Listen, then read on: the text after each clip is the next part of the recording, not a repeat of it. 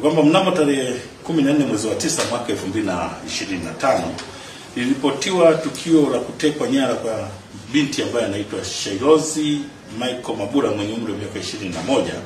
Alikuwa ni mwanachuo katika chuo cha Mzumbe, chuo kikuu cha Mzumbe ndaki ya Mbeya, ambaye alikuwa katika kitivo cha sheria, na alitekwa na watu wasiofahamika, ambapo tarehe 16 mwaka 2025 mwezi wa 9 majira ya saa 5, yani tarehe 16 mwezi wa 9 mwaka 2025 majira ya saa 5 usiku, huko mtaa wa Moravian uliopo kata ya Isyesye jijini Mbeya, mwili wa mwanachuo huyo ulikutwa ukiwa umechomwa moto. Kwa hiyo baada ya tukio la kutekwa, matokeo yake tarehe 16 mwezi wa 9 majira ya saa 5 za usiku kwenye huo mtaa wa Moravian niliosema kata ya Isyesye, mwili huo ulikutwa ukiwa unachomwa moto. Kwa hiyo kufuatia tukio hili, jeshi la polisi mkoa wa Mbeya ilianza ufuatiliaji ili kuwabaini na kuwakamata wale wote waliohusika katika tukio hilo kwa kutumia kikosi chake cha askari mahiri wenye weledi katika masuala mazima ya ufuatiliaji wa matukio kama haya. Kwa hiyo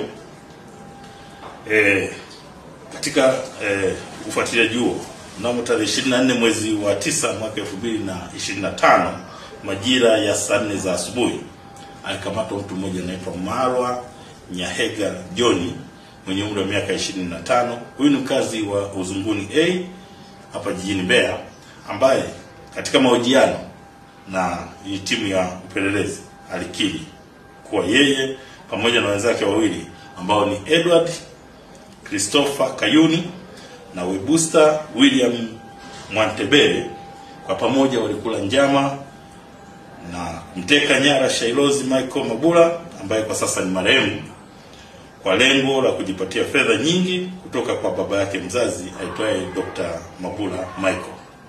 Kwa hiyo baada ya kumteka, walianza kupiga simu kwa familia yake kwa lengo la kujipatia fedha, na iliposhindikana kupata fedha hizo kwa kupoteza ushahidi, wakihofia kwamba wanaweza kukamatwa, walipanga kumuua binti huyo ili kupoteza sasa ushahidi. Awali walimnywesha sumu ambayo ni dawa ya kuulia magugu mashambani aina ya Roundup. Kwa hiyo iliposhindikana kuondoa uhai wake, waliamua kumnyonga kwa kamba hadi kufa, kisha kuamua sasa kwenda kuchoma mwili wake. Kwa hiyo baada ya kupata taarifa hiyo, ufuatiliaji uliendelea, na ilipofika tarehe 25 mwezi wa 9 mwaka 2025 alikamatwa mtuhumiwa mwingine ambaye anaitwa Webusta William Mwantebele mwenye umri wa miaka 27. Huyu ni mlinzi ambaye alikiri kushiriki kufanya tukio la utekaji na mauaji ya binti huyo, na alieleza kuwa tukio hilo walifanya kwa kushirikiana na wenzake ambao ni Marwa Nyahega John na Edward Christopher Kayuni. Aidha, alieleza kuwa anaweza kwenda kuonyesha askari watumiwa wengine walipo au watumiwa wenzake, kwani wamepanga kwenda mafichoni kwenye machimbo yaliyopo katika wilaya ya Chunya. Hii yote ni katika kukwepa mkono wa sheria usiwafikie. Kwa hiyo mnamo tarehe 27 mwezi wa 9 mwaka 2025 aliwachukua hawa askari polisi na kwenda nao katika kijiji cha Charangwa, eneo walilokuwa wamepanga kukutana.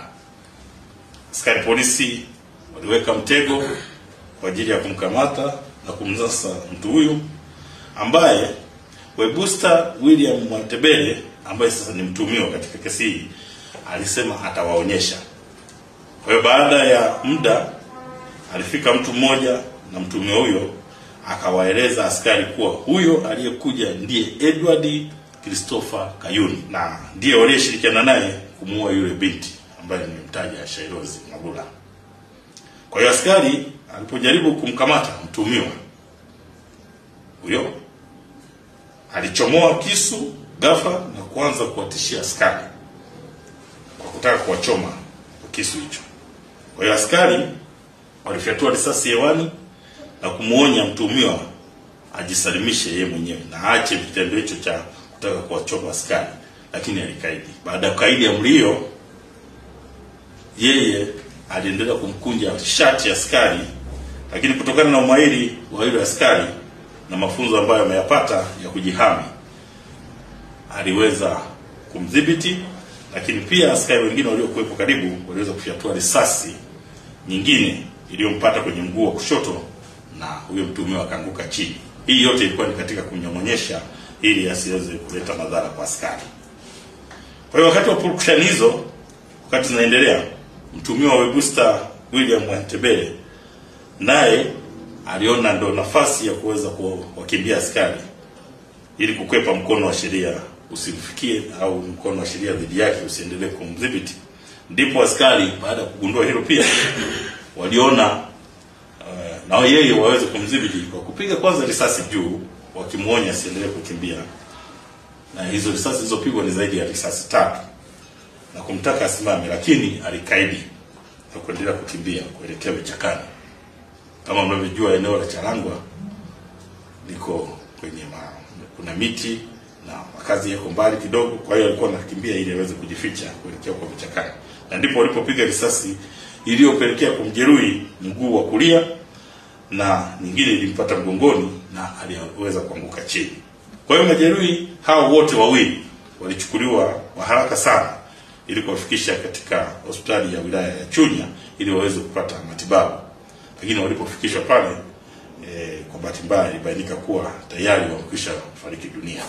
Aidha, katika ufuatiliaji zaidi wa tukio hili, mtuhumiwa Marwa Nyahega John alieleza kuwa wakati wakimpa mateso Shailozi Michael Mabula na kumrekodi kwenye picha mjongeo na kumtumia baba yake mzazi ili atoe fedha nyingi, alimkata binti huyo kidole cha mkono wa kulia, na baada ya mauaji hayo kidole hicho pamoja na nguo zake za ndani walizipeleka kwa mganga wa jadi na mganga wa kienyeji maeneo ya Isyesye jijini Mbeya kwa ajili ya kuwafanyia zindiko ili wasibainike na wala wasikamatwe na jeshi la polisi au mtu yoyote kufuatia tukio hili ambalo wamelifanya. Kwa hiyo waliamini hivyo na walifanya hivyo. Kwa hiyo mtumia huyo baada ya mahojiano alikwenda kuwaonyesha askari kwa huyo mganga ambako walipeleka hicho kidole cha huyo marehemu pamoja na nguo zake za ndani. Sasa wakiwa njiani kuelekea kwa huyo mganga, mtuhumiwa Marwa Nyahega John alikurupuka ghafla wakati gari ikiwa kwenye mwendo na akajirusha chini kutoka kwenye gari, kitendo ambacho kilipelekea mtuhumiwa huyo alipata jeraha kubwa kichwani. Na kutokana na jeraha hilo, askari pia waliweza tena kumkimbiza katika hospitali ya rufaa ya kanda Mbeya ili aweze kutibiwa, tuweze kuendelea naye katika mahojiano, lakini kutokana na jeraha lile na kuvuja damu basi akawa amefariki dunia. Kwa jeshi la polisi mkoa wa Mbeya linaendelea na msako mkali watafuta na kuwakamata watuhumiwa wengine akiwepo huyu mganga wa jadi ambaye ameshiriki sasa kuchukua sehemu ya mwili ya kidole pamoja na nguo za ndani za huyo marehemu. Lakini katika upekuzi wa hawa watuhumiwa ambao sasa ni marehemu kwa wote kwa pamoja, walikutwa wakiwa na pingu 2, vitambulisho 2 vya bandia vya Jeshi la Wananchi Tanzania ya TPDF vyenye picha na majina yao, lakini pia walikuwa na simu zenye picha zinazoonyesha namna walivyokuwa wanatekeleza uhalifu wao na kurekodi haya matukio na kuyorusha kwa mzazi. Na wakati huo taarifa kulingana na uchunguzi pia katika simu hizo pia walikuta kulikuwa na taarifa zingine za mawasiliano baina yao kabla, wakati na baada ya kumteka nyara kumuua huyu binti ambaye anaitwa Shailozi Michael Mabula mwezi wa 9 mwaka 2025. Kabla hili tukio la kutekwa kwa nyara kwa huyu binti Shailozi Michael Mabula, ni kwamba hawa watekaji walijaribu kufanya tukio hili la kumteka binti mwingine ambaye anaitwa Adija, ambaye pia anatoka kwenye familia ya huyo daktari. Kwa hiyo binti yule kwa wepesi aliweza kupiga kelele, na watu walipojitokeza hii gari iliondoka. Hiyo gari pia tumeifuatilia na tumeikamata. Katika kuionyesha hapo mtaiona, na yule binti amekwisha itambua tayari kwamba ndio hii, kwa sababu alitupa description. Lakini pia tulipowapata watuhumiwa walieleza, na hii gari ni mmoja wapo wa watuhumiwa ambao tumewakamata. Jeshi la polisi mkoa wa Mbeya kufuatia tukio hilo linatoa wito kwa jamii, hasa vijana ambao kwanza ambao wamepata mafunzo ya ulinzi kwenye mfano JKT na maeneo mengine.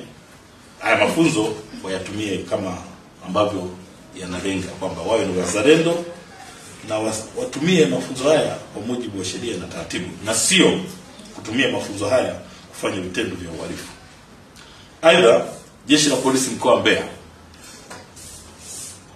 linatoa rai kwa baadhi ya wananchi kuacha tamaa ya kujipatia mali na fedha kwa njia haramu, na badala yake wafanye kazi halali ya kujipatia kipato, kwani kama mnavyoona uhalifu haulipi na hauna nafasi katika jamii. Kumbuke kuwa walifanya uhalifu, watu wote wanaofanya uhalifu wajue kabisa kwamba jeshi la polisi mkoa wa Mbeya kwa kupitia askari wake mahiri watafanya uchunguzi wa kina, na kama tulivyokwisha sema kwamba mkono wa sheria lazima uwafikie, na ndivyo ulivyoweza kuwafikia, na utaendelea kuwafikia wale wote waliohusika katika mnyororo mzima wa tukio hili ambalo limesababisha taharuki na kuleta simanzi katika jamii ya jiji la Mbeya na mkoa wa Mbeya kwa ujumla.